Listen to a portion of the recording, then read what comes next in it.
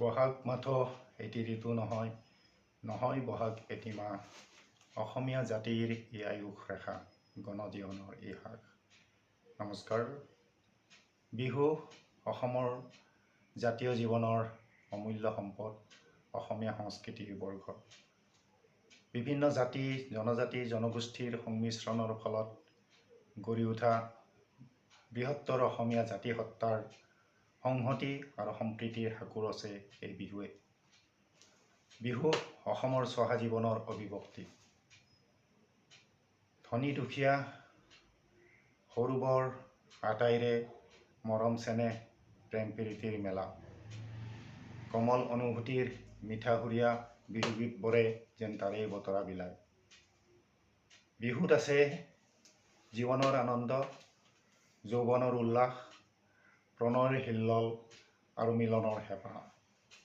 বিহুৱে অসমীয়া সমাজ জীৱনক প্ৰাণৱন্ত কৰে, সংস্কৃতিবান অসমীয়া জাতিক উজ্জীৱিত কৰে।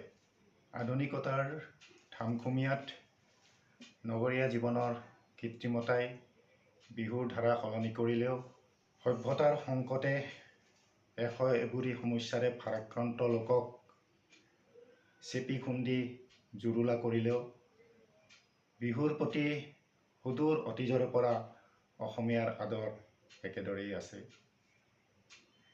সেয়েহে আমি গাওঁ, বিহু আনন্দীয়া, বিহু বিনন্দীয়া, বিহুতি অসমৰ প্ৰাণ।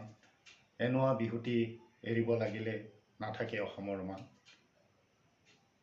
মোৰ প্ৰিয় বিজনীবাসী ৰাইজ তথা শ্ৰদ্ধাৰ অসমবাসী ৰাইজক জাতীয় নৱবৰ্ষ আৰু ৰঙালী বিহুৰ মোৰ গভীৰ শ্ৰদ্ধা আৰু আন্তৰিক শুভেচ্ছা জ্ঞাপন কৰিছোঁ। এইবেলি বহাগত বৰদৈ চিলাজনীয়ে মাকৰ ঘৰলৈ আহোঁতে সমাজৰ অপায় অমংগল, দুষ্কৃতি অপসংস্কৃতি বিনাশ কৰি আটাইৰে জীৱন মংগলময় কৰি তোলক, আটাইৰে জীৱন সুখ শান্তি আৰু সমৃদ্ধিৰে উপচি পৰক। নৱবৰ্ষৰ এই শুভক্ষণত পৰমেশ্বৰৰ ওচৰত মই তাকেই আন্তৰিকতাৰে কামনা কৰিছোঁ। ধন্যবাদ।